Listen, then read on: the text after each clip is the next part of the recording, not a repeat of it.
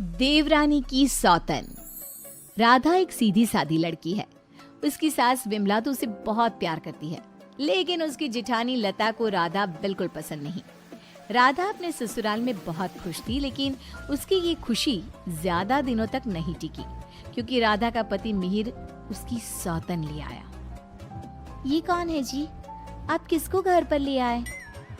ये इस घर की नई बहू और मेरी पत्नी सोनाली है। क्या? आपने दूसरी शादी कर ली? ऐसा करते हुए आपको शर्म नहीं आई? आपने एक बार भी मेरे बारे में नहीं सोचा? ये क्या बोल रहा है बेटा? तेरी पहली पत्नी के होते हुए तू दूसरी शादी कैसे कर सकता है? कौन है ये चुड़ैल? निकाल इसे यहाँ से। माँ राधा, अब दोनों एक बात समझ लो। मैंने सोनाली से शादी अपनी मर्जी से की है, वो यहीं रहेगी। और राधा, तुम्हें यहाँ रहना है तो रहो, नहीं तो निकल जाओ यहाँ से। पर सोनाली अब यहीं रहेगी। राधा को मिहिर की बात सुनकर बहुत दुख हुआ। वो रोते हुए अपने कमरे में चली गई। तभी मिहिर सोनाली को उसी कमरे में लाता है और राधा से कहता है, राधा, तुम गेस्ट रूम में शिफ्ट हो जाओ। आज से सोनाली मेरे साथ इसी रूम में रहेगी। ये क्यों इस रूम में रहेगी? ये मेरा कमरा है। आप इसे लेकर गेस्ट रूम में चले जाओ। ओह डार्लिंग, इस गवार को तुमने सर पर चढ़ा रखा है। छोड़ो ना, हम दोनों गेस्ट रूम में ही चले जाते हैं। वैसे भी इस रूम का इंटीरियर डिजाइन मुझे खास पसंद नहीं आया। ओके डार्लिंग, जैसा तुम कहो। मिहिर उसे लेकर चला जाता है और राधा कमरे में बैठकर बहुत रोती है। तभी वहां पर विमला और लता आ जाती हैं। विमला राधा को समझाती है, लेकिन लता अपनी देवरानी के जख्मों पर नमक छिड़कते हुए कहती है, राधा, जरूर तुम में ही कोई कमी होगी जो तुम्हारा पति तुम्हारे हाथ से निकल गया और तुम्हारी सौतन ले आया। मेरे पति तो बिल्कुल वैसे नहीं है। वो किसी दूसरी औरत को आंख उठाकर देखते तक नहीं है। हाँ, मेरी ही कमी है कि मैंने उन्हें भगवान की तरह पूजा, उनकी हर छोटी से छोटी बात का ख्याल रखा। मुझे नहीं पता था कि वो मेरे साथ ऐसा करेंगे। लता बहू, ये कोई समय है ऐसी बातें करने का? जाओ, राधा के लिए कुछ खाने को ले आओ। अगली सुबह सब बैठकर नाश्ता कर रहे थे। तभी सोनाली और मिहिर भी वहां आ गए। सोनाली कहती है, डार्लिंग, क्या यहाँ रोज इतना ही ऑयली ब्रेकफास्ट बनता है? मुझे इतना ऑयली खाने की आदत नहीं। सुबह कुछ हेल्दी फूड खाना चाहिए। आज तुम ये खा लो डार्लिंग, कल से तुम जो कहोगी इस घर में वही बनेगा। ओके डार्लिंग, मैं आज तुम्हें अपने हाथों से खाना खिलाऊंगी। सोनाली मिहिर को अपने हाथों से खाना खिलाती है। ये देखकर राधा को बहुत दुख होता है। उसके बाद मिहिर अपने ऑफिस चला जाता है। तब लता सोनाली से कहती है, सोनाली, कैसा लगा तुम्हें अपना ससुराल? अच्छा है, लेकिन यहाँ कोई भी मुझे पसंद नहीं करता। पसंद तो मुझे भी कोई नहीं करता। सब उस राधा के आगे पीछे ही घूमते हैं। चलो छोड़ो इन बातों को, आओ मैं तुम्हें घर दिखाती हूँ। लता सोनाली से बहुत बातें करती है। जब मिहिर घर पर नहीं होता तो दोनों आपस में घंटों बातें करती। लता और सोनाली की नजदीकियां देखकर विमला सोचती है, ये लता बहू हमेशा सोनाली से गुड़ पर चींटी की तरह क्यों चिपकी रहती है? राधा से तो कभी इसने ढंग से बात भी नहीं की। राधा भी तो इसकी देवरानी है और ये देवरानी से बोलती तक नहीं, लेकिन देवरानी की सौतन से चिपकी रहती है। विमला ये सब सोच ही रही होती है कि तभी वहां राधा आकर पूछती है, माँ जी, आज रात के खाने में क्या बनाऊं? अरे राधा, मुझसे क्या पूछ रही है? अपने पति से पूछ। मिहिर जी। राधा कुछ बोल पाती इससे पहले ही मिहिर बोल पड़ता है, माँ, मैं और सोनाली आज शाम मूवी देखने जाएंगे और डिनर भी बाहर करेंगे, तो आप हमारे लिए कुछ मत बनाना। ये बोलकर मिहिर वहां से चला जाता है। राधा रोते हुए अपनी सास से कहती है, देखा माँ जी आपने, अब ये मुझसे बात करना भी पसंद नहीं करते। ये मेरे साथ ऐसा बर्ताव करते हैं जैसे मैं इस घर में रहती ही नहीं हूँ। अरे ना ना बेटा, रो मत तू। उस सोनाली का जादू इसके सर से उतरेगा ना तो ये फिर से तुम्हारे पास ही आएगा। शाम को मिहिर सोनाली को आवाज देता है, सोनाली, सोनाली जल्दी बाहर आओ। इतनी देर करोगी तो मूवी शुरू भी हो जाएगी। ओह डार्लिंग, तुम तो तैयार भी नहीं होने देते। देखो, कैसी लग रही हूँ मैं? हमेशा की तरह बहुत खूबसूरत। अब चलो जल्दी करो, बहुत देर हो रही है। मिहिर सोनाली के साथ चला जाता है। ये सब देखकर राधा बहुत रोती है। इसी तरह एक दिन सभी बैठकर खाना खा रहे होते हैं कि तभी मिहिर सोनाली से कहता है, सोनाली, कल मैं ऑफिस नहीं जाऊंगा, कल हम शॉपिंग पर जाएंगे।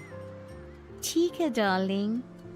बेटा, राधा को भी शॉपिंग पर ले जा, उसके सारे कपड़े पुराने हो गए हैं और वो दिन भर घर के कामों में लगी रहती है, कहीं बाहर ही नहीं जाती।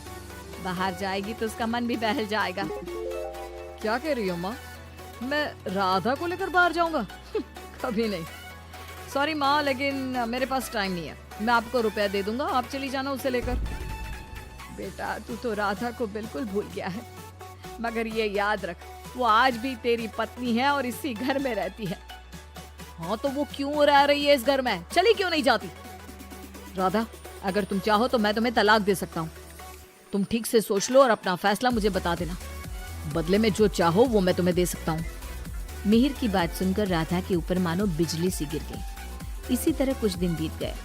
राधा अब बहुत दुखी और चुप चुप रहने लगी। एक रात विमला किचन की तरफ पानी लेने जा रही थी, लेकिन किचन में से बातों की आवाज सुनकर वो बाहर ही रुक गई और सोचने लगी, अरे ये इतनी रात को कौन बातें कर रहा है?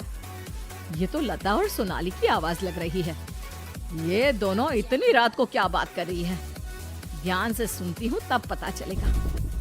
वो दोनों की बात ध्यान से सुनती है। सोनाली लता से कह रही थी, देख मेम साहब, तेरे देवर को मैंने तेरे कहने से पटाया था, मैंने तेरा काम कर दिया। अब तू मुझे बाकी के रुपए दे दे, नहीं तो तेरे घर वालों को तेरी सारी सच्चाई बता दूंगी।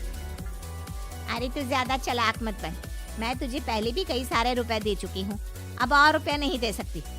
तू जैसी लड़की को इतना अच्छा घर दे दिया, इतना अच्छा पति दे दिया, और क्या चाहिए तुझे? विमला दोनों की बात सुनकर समझ जाती है कि दाल में कुछ काला है। वो सोनाली की जन्म कुंडली निकालने में लग जाती है। तब उसे सोनाली की सच्चाई पता चलती है। एक दिन विमला सारे घर वालों को बुलाती है और कहती है, मिहिर, तुमने सोनाली से शादी कर ली है, ये बात हमारे रिश्तेदारों को भी तो पता चलनी चाहिए ना। मैं तुम दोनों की शादी की खुशी में एक छोटा सा प्रोग्राम करना चाहती हूँ, जिसमें मैं सारे रिश्तेदारों को बुलाऊंगी। सोनाली, तुम भी अपने रिश्तेदारों का नाम और पता बता दो, मैं खुद उन्हें निमंत्रण भेजूंगी। ये सुनकर सोनाली घबरा जाती है। तभी मिहिर कहता है, माँ, सोनाली का कोई रिश्तेदार यहाँ नहीं रहता, वो सब अमेरिका में रहता है। सोनाली खुद अमेरिका से आई है, इसलिए आप बस हमारे रिश्तेदारों को ही इनवाइट कर दीजिए। मिहिर, तुम बहुत भोले हो, तभी तो इस 420 सोनाली ने तुम्हें आसानी से बेवकूफ बना दिया। ये कोई अमेरिका से नहीं आई, ये जेल से आई है, और इसके घर वाले भी एक नंबर के चोर हैं। ये और इसके घर वाले लोगों को बेवकूफ बनाकर घर लूट कर ले जाते हैं, और इसको तुम्हारी जिंदगी में लाने वाली है लता। लता, अब तुम बताओ, क्यों किया तुमने ऐसा? हाँ, मैंने ही सोनाली को रुपया दिए थे कि वो मिहिर को अपने प्यार के जाल में फंसा ले और मेरी देवरानी की सौतन बनकर इस घर में आ जाए। लेकिन भाभी, आपने ऐसा क्यों किया? क्योंकि मैं जलती थी तुमसे। घर के सभी लोग और माँ तुमसे प्यार करते थे, मैं तुमसे बदला लेना चाहती थी, इसलिए मैंने ऐसा किया। भाभी, आपको शर्म आनी चाहिए। आपने मेरा घर बर्बाद किया, मैं आपको कभी माफ नहीं करूंगी। सारी सच्चाई जानने के बाद मिहिर सोनाली को घर से निकाल देता है और राधा से माफी मांगता है। राधा, मुझे माफ कर दो, मैंने तुम्हारे साथ ठीक नहीं किया। मिहिर, मैं तुम्हें माफ नहीं कर सकती और ना ही तुम्हारे साथ रह सकती हूँ। मैं जा रही हूँ ये घर छोड़कर। लेकिन राधा, इसमें मेरी क्या गलती? ये सब तो भाभी ने किया है ना, मैं तो बेकसूर हूँ। अगर सोनाली सच में अच्छी लड़की होती तो क्या तुम उसे छोड़ते? कभी नहीं। और इस बात की क्या गारंटी है कि कल तुम्हें सोनाली से अच्छी लड़की मिलेगी तो तुम दोबारा ऐसी गलती नहीं करोगे? राधा अपना सामान लेकर घर से जाने लगती है। विमला और मिहिर उसे बहुत रोकते हैं, लेकिन वो नहीं रुकती। राधा जाते जाते अपनी जेठानी से कहती है, भाभी, आप क्यों उदास खड़ी हो? आपने जो चाहा था वो तो पूरा हो गया ना। मैं जा रही हूँ हमेशा के लिए। अब आप ही इस घर की बहू हैं। अब सब आपको ही प्यार करेंगे, बस। तभी लता का पति विकास आ जाता है और कहता है, नहीं राधा, ये इस लायक नहीं कि इसे कोई प्यार करे। लता, तुम अभी इसी वक्त इस घर से निकल जाओ। मैं तुम्हें एक सेकंड भी यहाँ बर्दाश्त नहीं कर सकता। अगर मैंने तुम्हें इस घर में जगह दी तो न जाने कल तुम हमारे ऊपर कौन से दुखों का पहाड़ तोड़ दोगी। लता विकास से बहुत माफी मांगती है, लेकिन वो उसे घर से निकाल देता है। लता को इस बात का पछतावा था कि उसने अपना हंसता खेलता घर बर्बाद कर दिया। ना तो विकास अपनी पत्नी लता को माफ करता है और ना ही राधा अपने पति मिहिर को माफ करती है।